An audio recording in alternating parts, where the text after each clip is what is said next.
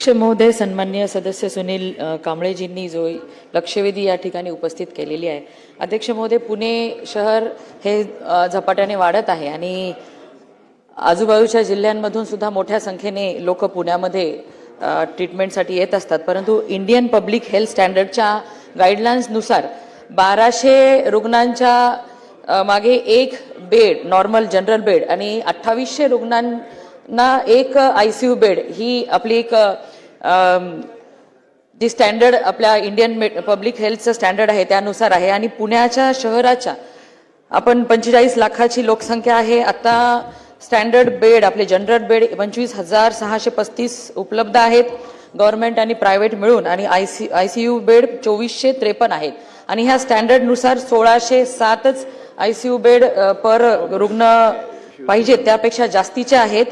तरी देखील सन्माननीय सदस्यांनी जी खंत व्यक्त केली आहे की काही रुग्णांना ICU बेड मिळण्यासाठी अडचण होते, 5-6 तास रुग्णांना त्या ठिकाणी वेट करावं लागत असेल, परंतु सफिशियंट असे ICU बेड आणि जनरल बेडची संख्या पुणे शहरामध्ये आहे. तरी देखील आणखीन येणाऱ्या दिवसांमध्ये पिंपरी चिंचवडमध्ये नवीन आपण 700 बेडेड हॉस्पिटल बनवत आहोत आणि जास्तीत जास्त रुग्णसंख्या वाढल्यानंतरही रुग्णांची तारांबळ होणार नाही अशा पद्धतीच्या बेड संख्या आपण वाढवत आहोत.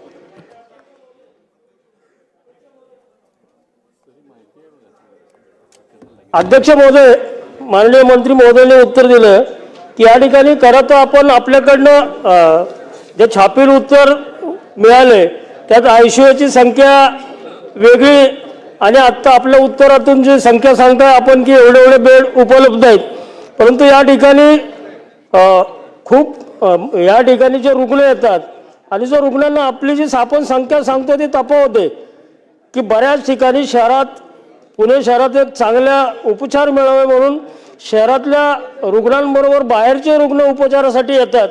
यांना मग का धावपळ करावी लागते? आपल्याकडे याची कमतरता आहे किंवा माझी आत्ता आपल्या अध्यक्ष महोदय, माननीय मंत्री महोदय, शासनाकडे माझी एक अशी विनंती आहे की पुढच्या काळात आपण पुणे शहरात जे हॉस्पिटल असतील किंवा आपण पुढच्या काळात एक 2-3 वर्षाचा प्लॅनिंग करून रुग्णांना कुठल्याही प्रकारची अडचण येणार नाही त्यासाठी ICUची आपण उपलब्धता करून देणार का?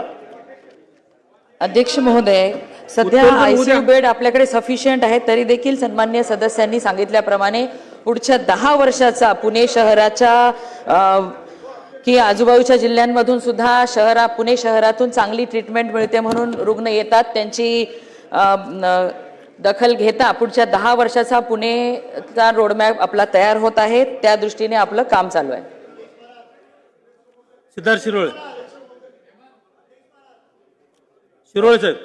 अध्यक्ष महोदय, मला मंत्री महोदयांना सांगू इच्छितो की त्याच्यामध्ये आपण ससूनमधलं जे निओनेटल NICU आहे ते अतिशय चांगल्या पद्धतीने चालू आहे. तिथील doctors, nursing staff, advance machines आहेत, मिनिमम इन्फेक्शन रेट आहे, हे चांगली गोष्ट आहे. पण त्याच धर्तीवरती जसं NICU निओनेटल NICU चांगलं चालू आहे, मेडिकल ICU, ट्रॉमा ICU आणि सर्जिकल ICU ह्याची अवस्था NICUच्या तुलनेत खूप चिंताजनक आहे. तर या बाबतीत आपण समजा योग्य निर्देश दिले तर ह्या ICUचा दर्जा वाढेल आणि त्याच्यासाठी गरजेचं आहे की वैद्यकीय अधिकारी, एक्सपर्ट डॉक्टर्स आणि वर्ग 4चे कर्मचारी यांची जी पदे रिक्त आहेत ती समजा आपण लवकरात लवकर भरली तर ह्याच्यामध्ये ह्या 4ही ICUs अजून चांगल्या पद्धतीने उत्तम पद्धतीने चालतील. तर या बाबतीत आपण योग्य निर्देश देणार का? अध्यक्ष महोदय, सन्माननीय सदस्य सिद्धार्थ शितोळेजींनी जो या ठिकाणी ICUच्या बाबतीमध्ये तर सूचना केलेली, निश्चितच सगळ्या ट्रॉमा केअरच्या आणि सगळ्या ICUच्या दर्जा सुधारण्यासाठी आपण वेगवेगळ्या यंत्रणेद्वारे त्याची तपासणी करत असतो, वेळोवेळी इन्स्पेक्शन करत असतो. दर्जेदार ICU होण्यासाठी आपण प्रयत्न करू आणि रिक्त पदांच्या बाबतीमध्ये सुद्धा परमनंट मेडिकल ऑफिसरच्या पोस्टची आपण जाहिरात 1400 जागांसाठी पुढच्या आठवड्यामध्ये काढणार आहोत. त्यामुळे रिक्त पदं सुद्धा लवकरात लवकर भरण्यात येतील. सन्माननीय सदस्य बाबासाहेब देशमुख. सतीश महाराज, खूप महत्त्वाच्या प्रश्नावरती आपण चर्चा करत असताना मला मंत्री महोदयांना एवढंच विचारायचं आहे की आता लोकसंख्या वाढत आहे आणि राज्यातल्या प्रत्येक सिव्हिल हॉस्पिटलला, उपजिल्हा रुग्णालयाच्या ठिकाणी आणि ग्रामीण रुग्णालयाच्या ठिकाणी आपण या ICU बेडची सुविधा उपलब्ध करणार का? कारण ग्रामीण रुग्णालयाला ती सुविधा उपलब्ध नसल्या कारणाने पेशंट रेफर होतो उपजिल्हा रुग्णालयाला, उपजिल्हा रुग्णालयात ती सुविधा उपलब्ध नसल्याने तो पेशंट रेफर होतो सिव्हिल हॉस्पिटलला आणि 100 किलोमीटरवरचा पेशंट ज्यावेळेस ग्रामीण रुग्णालयातून उपजिल्हा रुग्णालयात जातो तोपर्यंत पेशंटची परिस्थिती नाजूक झालेली असते आणि त्या पेशंटला खाजगी रुग्णालयामध्ये ॲडमिट करावं लागतं. तर शासनाने लवकरात लवकर ग्रामीण आणि उपजिल्हा रुग्णालयामध्ये ही सुविधा उपलब्ध करून द्यावी आणि ती देणार का? अध्यक्ष महोदय, आपण ग्रामीण आणि उपजिल्हा रुग्णालयाचा सुद्धा दर्जा सुधारण्यासाठी सन्मान्य मुख्यमंत्री यांच्या मार्गदर्शनाखाली आपलं काम चालू आहे आणि आपण नवीन 14 क्रिटिकल केअर ब्लॉक्स बनवत आहोत, जेणेकरून 14 जिल्ह्यांमध्ये 100 बेडेड नवीन चांगले ट्रीटमेंट मिळण्यासाठी आपण हॉस्पिटल निर्मिती करत आहोत. त्याचबरोबर आपण प्रत्येक जिल्ह्यामध्ये जे मल्टीस्पेशालिटी हॉस्पिटल्स आहेत ते सुद्धा एम्पॅनल्ड करून घेतलेले, जेणेकरून ICU किंवा चांगल्या दर्जेदार सुविधा देण्यासाठी आपल्याला बेडची कमतरता येणार नाही आणि आपले सरकारी दवाखाने सुद्धा चांगल्या पद्धतीने कार्यान्वित होतील अशा दर्जा सुधारण्याचं पण काम आपलं चालू आहे. सन्माननीय सदस्य भीमराव अण्णा. अध्यक्ष महोदय, पुणे शहरामध्ये महाराष्ट्रातील कानाकोपऱ्यातील नागरिक या ठिकाणी उपचाराला येतात, उपचार घेण्यासाठी त्या ठिकाणी येत असतात. खरं तर पुणे शहरामध्ये शासकीय या ठिकाणी किती हॉस्पिटल आहेत त्याचप्रमाणे खाजगी हॉस्पिटल किती आहेत व अशा सर्व हॉस्पिटलमध्ये ICU बेड त्याचप्रमाणे SDU बेड उपलब्ध असतानाही ज्यावेळेस सर्वसामान्य रुग्णांना व नातेवाईकांना बेड मिळत नसतात तर ICU बेड उपलब्धतेसाठी जिल्हास्तरीय टोल फ्री क्रमांक सुरू करणे अत्यावश्यक आहे. तर आपण तसा त्या टोल फ्री क्रमांक करणार आहात का? त्याचप्रमाणे दुसरा प्रश्न माझा असा आहे की धर्मदाय रुग्णालयातील नियुक्त आरोग्य सेवक जो आरोग्य प्रमुख असतो किंवा आरोग्य सेवक असतो त्याच्याकडून रुग्ण व त्याच्या नातेवाईकांना सन्मानपूर्वक त्या ठिकाणी वागणूक दिली जात नसते.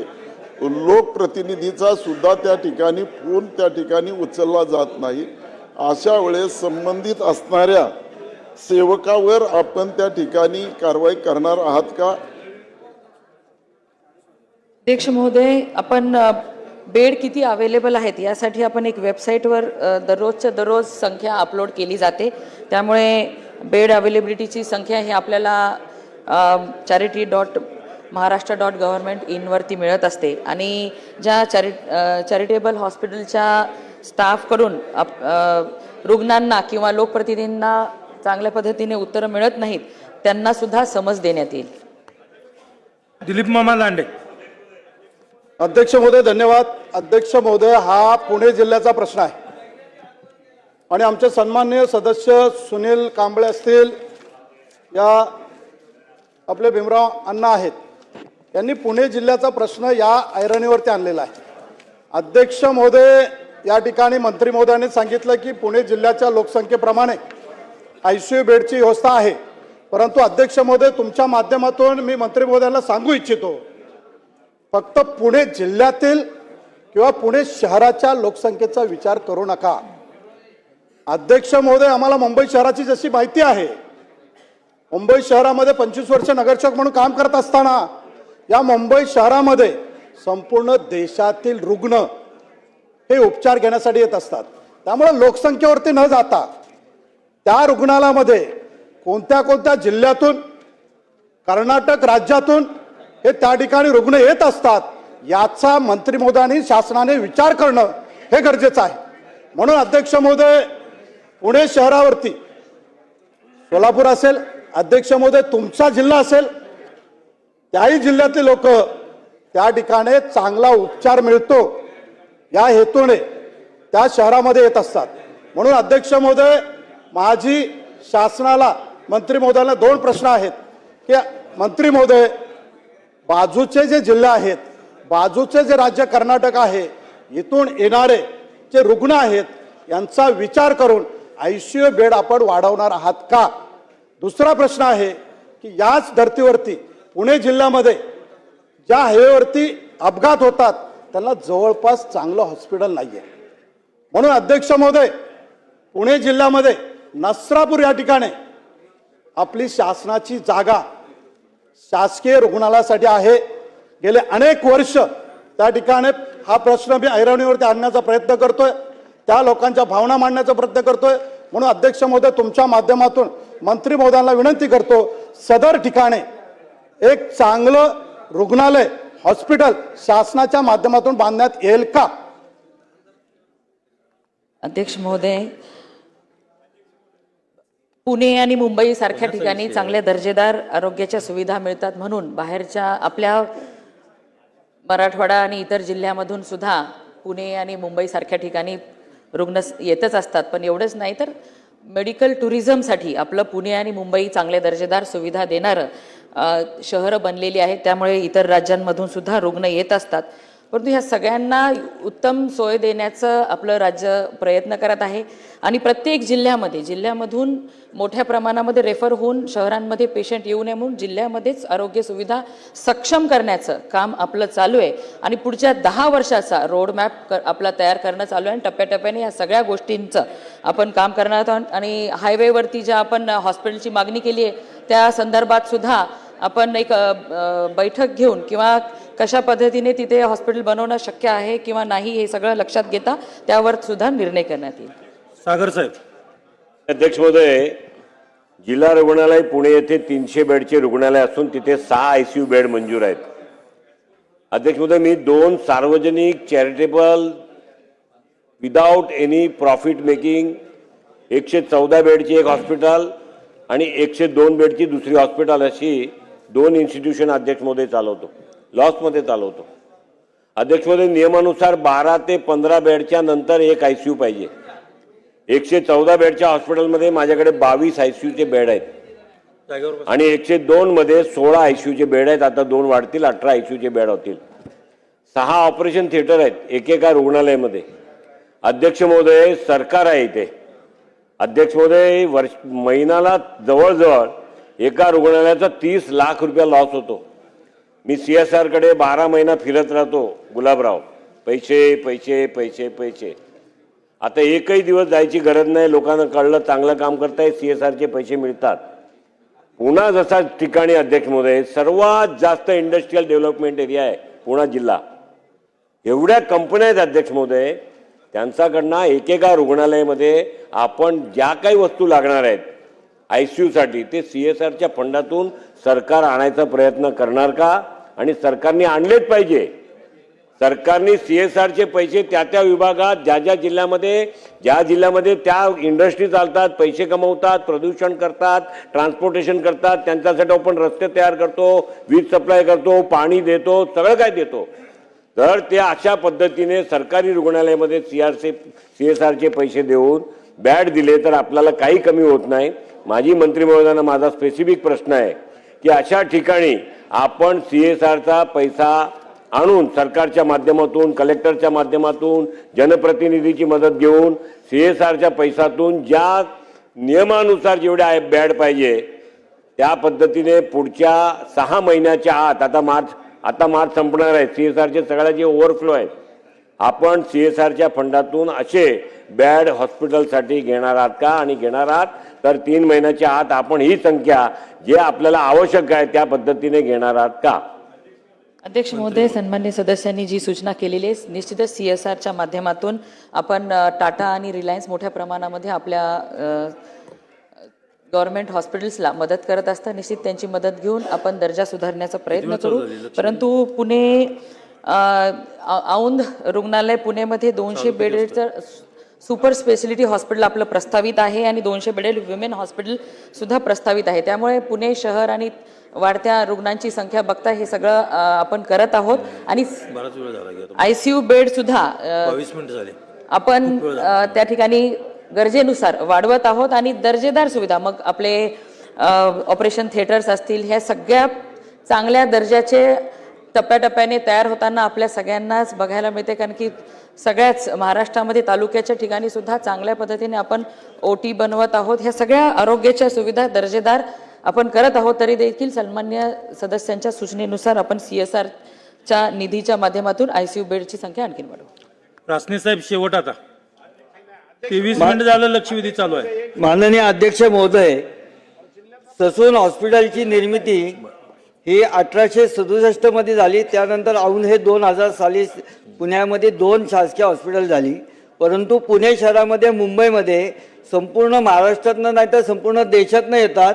त्यामुळे जी ICU बेडची आत्ता उपलब्धता आहे ती शहराच्या संख्येवर मर्यादित न राहता ती राज्याचा विचार करून ती आपल्याला करावी लागेल. त्याबरोबर सगळ्यात दुसरा महत्त्वाचा विषय असा आहे, अनेक खाजगी हॉस्पिटल असून सुद्धा त्या खाजगी हॉस्पिटलमध्ये जेव्हा पेशंट ॲडमिट होतो त्या पेशंटचे इन्शुरन्सचे पैसे आणि त्याच्याजवळचे पैसे संपल्यानंतर त्यांना त्वरित शासकीय हॉस्पिटलमध्ये हलवलं जातं. त्या हॉस्पिटलला अटकाव करणार का, त्याचा उपचार त्याच खाजगी हॉस्पिटलमध्ये करणार का, हा सगळ्यात महत्त्वाचा प्रश्न आहे. आणि पुणे शहरामध्ये आत्ता 2 महापालिकेच्या माध्यमातून 2 हॉस्पिटल ही आता उभी राहत आहेत. त्यांचं काम खूप शीघ्र संत गतीने चालू आहे. ते शीघ्र गतीने चालू करून ती लवकरात लवकर सर्वसामान्य रुग्णांकरता कधीपर्यंत उपलब्ध होणार. मंत्री महोदय. अध्यक्ष महोदय, पुणे येथील जे प्रायव्हेट हॉस्पिटल्स आहेत त्यांच्यावरती नियंत्रण आणण्यासाठी धर्मादाय आयुक्तांच्या माध्यमातून वेळोवेळी तपासण्या होत असतात. तरी देखील कुठे काही हलगर्जीपणा किंवा रुग्णांवरती काही कशा प्रकारचे अन्याय झाले असेल तर त्यावरती सुद्धा आपण तशा पद्धतीच्या कारवाई करू. आणि मी आधीच सांगितलं की पुण्याच्या पुढच्या 10 वर्षाचा रोडमॅप करणं चालू आहे. ससूनमध्ये सुद्धा, ससून खरं वैद्यकीय शिक्षणच्या अंतर्गत येतं, परंतु प्रत्येक ठिकाणी ICU बेड संख्या वाढवून रुग्णांना लोकाभिमुख अशा पद्धतीचं आपलं आरोग्य विभाग काम करत आहे. रुग्णांना कशाही प्रकारच्या हलगर्जीपणा होणार नाही, दर्जेदार सुविधा देण्यासाठी आपण सर्व काम करत आहोत. तरी सन्मान्य सदस्यांनी दिलेल्या सूचना सगळ्या पुणे शहराच्या बाबतीत पुढच्या 10 वर्षामधल्या रोडमॅपसुद्धा आपल्याला लवकरच सांगण्यात येईल आणि तशा पद्धतीने त्याच्यावर कामसुद्धा झालेलं आपल्याला दिसणार. शंकर शेठ फक्त प्रश्न विचारा आता शेवट घ्या. धन्यवाद अध्यक्ष महोदय. मंत्री महोदय, पुणे जिल्ह्यामधील पुणे उर रुग्णालय हे जिल्हा रुग्णालय आहे आणि तिथेही अशीच बेकार अवस्था आहे आणि अशा अवस्थेमध्ये तिथल्या बेडची म्हणजे ICUच्या बेडची संख्या वाढणार का, आणि त्याचबरोबर NICU म्हणजे लहान मुलांच्यासाठीचे जे काही ICU असतं तर ते आपण तिथे करणार आहात का. आणि दुसरा एक प्रश्न आहे की युनिक वेलनेस म्हणून एक संस्था आहे, या संस्थेला मागच्या वर्षभरापासून आपण पेशंटवर ज्या काही उपचार करायचे आहेत किंवा त्यांच्या काही चाचण्या करायच्या आहेत त्याच्या संदर्भाचं कॉन्ट्रॅक्ट हे 1 वर्षापासून त्याला मिळालेलं होतं आणि त्याच्यामध्ये असं नियम आहे की त्यांनी तिथेच ह्या चाचण्या करायच्या हॉस्पिटलमध्ये, परंतु ती ही संस्था बाहेर पेशंटला बोलवतात आणि बाहेर पेशंटला बोलवण्यामध्ये प्रश्न तोच आहे अध्यक्ष महोदय की त्या संस्थेने तिथेच ह्या चाचण्या केल्या पाहिजे होत्या, त्या करत नाहीये, तर त्याच्यावर आपण कारवाई करणार का आणि ICU बेड बरोबर NICU बेडची निर्मिती आपण करणार का. अध्यक्ष महोदय, पुणे जिल्हा रुग्णालयामध्ये ICU बेड आपण 6 वरून आता 14 केलेले आहेत. NICU बेड सुद्धा आपण त्या ठिकाणी निर्माण करू आणि लवकरच 200 बेडेड सुपर स्पेशालिटी हॉस्पिटलचा सुद्धा प्रस्ताव आपण तयार केलेला आहे. त्यानुसार त्या पुणे जिल्हा रुग्णालयाची सुद्धा क्षमता वाढवण्यात येईल आणि आपण ज्या क्लिनिक वेलनेसच्या बद्दल सांगितलेलं आहे त्याच्यावरती सुद्धा कारवाई चौकशी करू आणि जर दोषी आढळले तर कडक कारवाई त्यांच्यावरती करू. देशमुख साहेब. महोदय, मंत्री महोदयांनी पुण्याच्या वैद्यकीय व्यवस्थेच्या विस्ताराबाबत आपण या ठिकाणी सविस्तरपणे माहिती दिलेली आहे. मंत्री महोदयांना याची कल्पना आहे की पुण्यामध्ये जो हा काही विस्तार आहे आणि तिथं ज्या काही आवश्यकता वाढत चाललेल्या आहेत, पुण्यामध्ये सुद्धा इतर भागातून येणारे जे लोंढे आहेत, विशेषतः मराठवाड्यातून सुद्धा आरोग्य व्यवस्थेसाठी, सुविधांसाठी अनेक मोठ्या संख्येने लोक तिथं जातात आणि म्हणून लातूरमधून सुद्धा रुग्णांची पुण्याकडं जाण्याचा ओढा खूप अधिक आहे. लातूरमध्ये जिल्हा रुग्णालय हे उभं करण्याच्या संदर्भामध्ये आरोग्य विभाग पावलं उचलत आहे. ते अजूनही काही फार त्याला गती मिळालेली नाही आहे आणि म्हणून मला असं वाटतं की अध्यक्ष महोदय, आपल्या माध्यमातून मंत्री महोदयांना माझी अशी विनंती आहे की लातूर जिल्ह्यामध्ये जिल्हा रुग्णालयाचं जे काम आहे याला आपण गती देणार का आणि किती दिवसामध्ये ते काम सुरू होईल याची माहिती आपण जर आम्हाला दिली तर मला असं वाटतं की म्हणजे ते फार लातूर जिल्ह्यासाठी महत्त्वाचं ठरेल. अध्यक्ष महोदय, अमित भैयांनी जो लातूरच्या हॉस्पिटलबद्दलचा विषय या ठिकाणी सांगितलेला आहे आणि आपल्याला माहितीच आहे की प्रत्येक जिल्ह्यामध्ये आपण गव्हर्नमेंट मेडिकल कॉलेजेससुद्धा बनवतो आहे आणि अशा पद्धतीने मुख्यमंत्री महोदयांचं इच्छा आहे की त्याच ठिकाणी लोकांना दर्जेदार आरोग्य सुविधा मिळायला पाहिजे, जेणेकरून त्यांना बाहेर जिल्ह्यांमध्ये किंवा पुणे मुंबईसारख्या ठिकाणी उपचारासाठी येण्याची गरज पडू नये. म्हणून आपण प्रत्येक जिल्ह्यामध्ये PSC पासून सर्व स्ट्रेंथनिंग करण्याचं काम करत आहोत आणि लातूर येथील हॉस्पिटलचं सुद्धा ज्या बांधकामाचं टेंडर प्रोसेस चालू आहे ते एकदा टेंडर झाल्यानंतर तेही काम गतीने पूर्ण करण्यात येईल. आणि पंढरपूरच्या हॉस्पिटलच्या बद्दल आपण जी मागणी केलेली आहे त्यावरती सुद्धा आता कुठल्या स्तराला आहे ते बघून त्यावरती सुद्धा अध्यक्ष महोदय आपल्याला कळवण्यात येईल. आणि अश्विनी पाटील ह्या ज्या पेशंटच्या बाबतीमध्ये जो गैरप्रकार झालेला आपण सांगितला, निश्चित KM हॉस्पिटल यामध्ये काही कोणी दोषी असतील त्यांच्यावर कारवाई करण्यात येईल.